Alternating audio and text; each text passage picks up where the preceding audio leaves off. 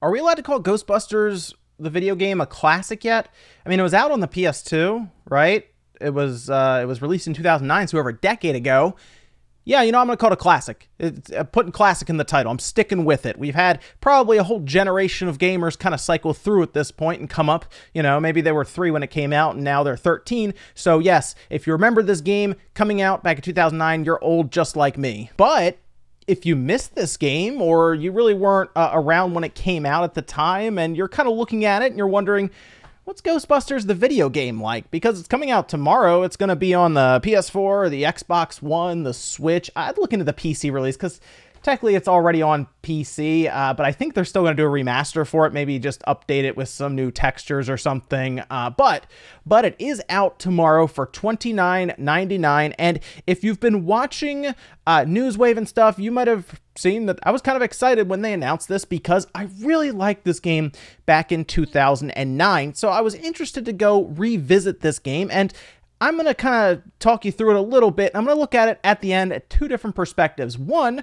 from someone who played it like I did a lot back in 2009, and someone who might be new to it, as in, should you buy this game for $30? Now, this is a great month to release this game, obviously. It's Halloween coming up. We already have that kind of that creepy feeling in the air. Makes a lot of sense for Ghostbusters to come out right at the beginning of October, right? And if you've never played this game, you may have heard it's supposed to be like the 3rd movie. And yeah, that's actually kind of accurate. As crazy as that sounds, because yeah, it's a video game, I get it. There is a full narrative. They brought back all of the different characters, the likenesses, the voices, and some of them even helped work on the script for this game. Seriously, it even takes place 2 years, to be 1991, after the 2nd movie ended, and it picks pretty much right back up, actually. They do have to work in a bit of a subplot to bring you, the new character in, right? They call you the rookie, and they do that so they don't get too attached to you, which makes a lot of sense now that I'm saying that, because they would always send me in anyway. They send me in first to check things out, to make sure things are okay. And you know what? That actually makes a lot of sense now. Hey, it's the new cadet. Welcome aboard. This might be a little dangerous. Great. Danger is our life.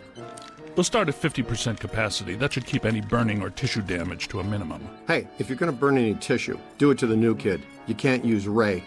Our mortgage is in his name. I guess he's right. What's your name again, kid? No names, Ray. I don't want to get too attached to this kid. Just in case. You remember what happened to the last guy. But this was a game that was out on like everything back then, but it still only sold just over 1 million copies. I mean, we're talking the Xbox 360, the Wii, the PS3, the PS2, the PSP, the DS. It is everywhere. Seriously, it was even on PC, like I said. So tons of people had a chance to buy it, but only about 1 million copies sold.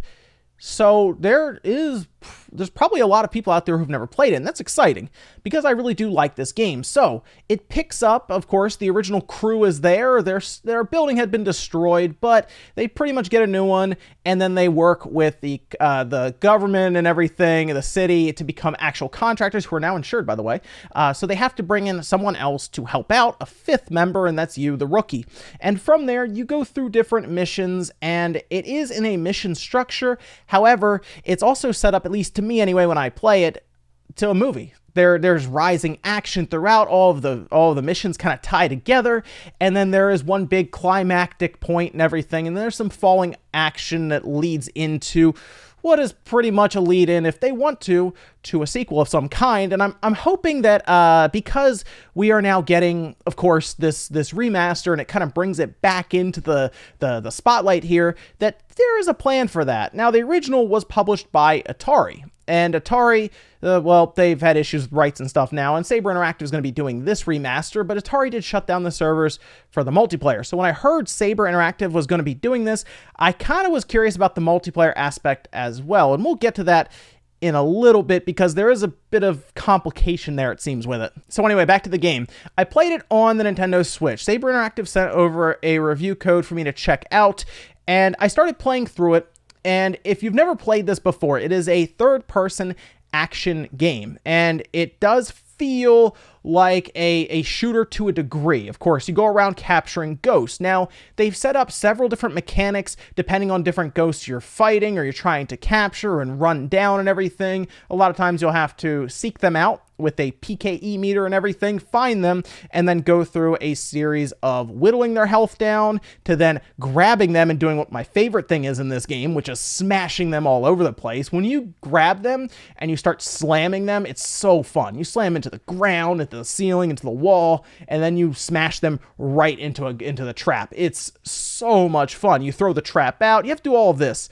And it's really, really neat. Now, they do kind of change things up through the missions, and that's something that still sticks with me now from back then, over a decade ago, is that the missions always felt a bit different. There are more ones that are more creepy than others. They have some in some crazy settings, and overall, it's just a lot of fun to see what's next for the crew. Because again, they're all there, their likenesses, their voices, and it feels like you want to watch the movie as you go through, but then they have extended periods of gameplay that's just fun. Now, in order to tell when you are in trouble in the game, of course, as you're getting hit, you'll see like red and everything around you. But in order to reload, essentially what you're doing here is you're using your proton pack. It will overheat as you use it. So you want to be kind of careful with it. And then you press a button to essentially reload. It's just cooling off the proton pack. If you get a little too crazy with it and it overheats, you have a time where you have to kind of wait it out and let it basically dissipate all of the heat while you're running around unable to fire. It's basically a way to kind of change things up and add some strategy in, but as they do add other things, including ways to lasso your opponents and all kinds of stuff, a lot of strategy is involved. You also start to accumulate money as you play through, and you can use that to upgrade your different weapons and abilities. It's nothing groundbreaking, like it's not crazy stuff or anything, but as you're doing it, you will slowly start to increase your own strengths and abilities, and it's something you notice by the end of the game, whereas in the beginning you may have been struggling with a certain ghost, but then by the end you're just rolling through them, no problem, trapping them all over the place, and it's just a blast to do. Now, the story itself with the campaign isn't super long, but because they're kind of going with the idea of it being, I guess, a movie, it doesn't necessarily have to be that long to give you a sense of feeling like you had a good time with it. It's like 7 or 8 hours long, and now that I really step back and look at it, 7 or 8 hours, $30, I would say a good solid experience in the Ghostbusters universe. That's probably worth it to a lot of people, but for me, someone who has played it multiple times, I kind of step back and look at this and say, you know what, I probably didn't have to spend $30 if I was looking at it, because I've already played it. There's not a lot of new stuff here, and that's kind of one of my issues, because they have an opportunity to have something new here in the multiplayer, but it's not ready. And Saber Interactive has had this issue in the past, right? We've talked about NBA Playgrounds, for example, not having multiplayer for the Switch at launch. It took them a while to get that done, to the point where they had to give Shaq Fu away for free to people. So it's not like this is like the first time I've seen Saber Interactive do that, and it is a little concerning to me, because I don't know when that multiplayer is going to be ready. There's really no timetable. I also don't know what they're going to do with the multiplayer, because before, you'd be able to have fun with your friends online and run through missions together, and it wasn't crazy multiplayer or anything, but it was something that the original had that the new one does not have. I also see some features with the Switch that they probably missed out on. The biggest one, to me anyway, has to be gyro aiming. There's no gyro in this game, and I don't really understand why not. You could probably have added it, and here's the thing about Ghostbusters. The aiming in general is pretty forgiving, right? Like, we're not talking you're zooming in and you're trying to get it just right. Nah, you pretty much just fire from the hip, rapid fire, spray fire everywhere. It's nothing like that, like super precise, but I still feel like some people would pick up the Switch and be like, wait, why doesn't this have gyro aiming when a lot of games do on the Switch? It just feels like a feature that they missed out on. Almost like I look at this game and it does feel like they pretty much just ported it over, and that was kind of it. Now, look, the game looks better because I remember the 360 version looking okay, but then I went back and looked at it again recently after playing this one, and yes, not that good. In fact, if you go back, if you look at the cutscenes that they have that are basically already set up, like they're not in-game cutscenes or anything, they're what pre-rendered or whatnot from before, right, where they recorded them, it looks very blurry.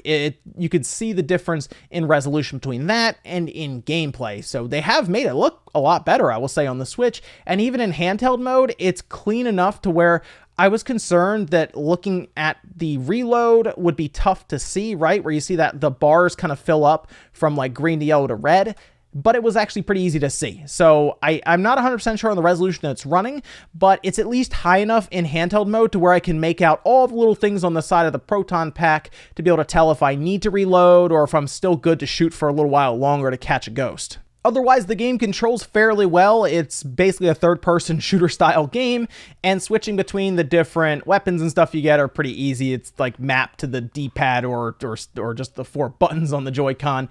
And the one thing that has always bugged me about the game is the dodge mechanic's not great. It feels almost delayed, and it doesn't feel very responsive to kind of try to jump out of the way, and sometimes you'll just see yourself getting hit, even though you know you're supposed to dodge out of the way. You feel kind of clunky. It's almost like, I guess it's almost like a Gears of War style game when it comes down to trying to dodge and run, just you're not as agile, which seems weird because, well, I mean, I guess you have a proton pack on your back, so that at least is something you could argue, but it just doesn't feel great when you're trying to get out of the way of anything in front of you. So all in all, is this a game that you should spend $30 on now? It depends. I will say if you are a veteran of the series and you played it back in the day, there's not a lot of new stuff here, and to be honest, you can probably wait for a sale or wait to see what this reworked multiplayer is going to entail, because if they show up with a really, really good multiplayer and you're like, well, I want to play that, then yeah, you can jump right in. If you have not played Ghostbusters before, though, I am going to recommend this for $30. Yes, I think it is a very good time. If you are a fan of the Ghostbusters series and you've never played this game, you absolutely should buy it. Play through it, have some fun, jumping back into that world with the Ghostbusters. It is really, really fun, and I completely recommend it. It is 7 to 8 hours for the campaign, but they also have collectibles and other things thrown in there that will add a little extra time. I am currently just interested on what the multiplayer will become and see what we have there, because that's the most interesting part to me now. When they say reworked, I'm hoping that means new stuff added to it, and it's going to be a free update, so if you're buying it for the campaign, there hopefully will be a good multiplayer on the other side of that as well. But let me know what you guys think about Ghostbusters, which I am now calling a classic because it is more than a decade old. Let me know what you think about this if you played it before. If you are interested in the remaster, what you think about so far from what you've seen. Make sure you guys like the video on the way out if you enjoyed it and it was helpful, and I'll see you guys next time.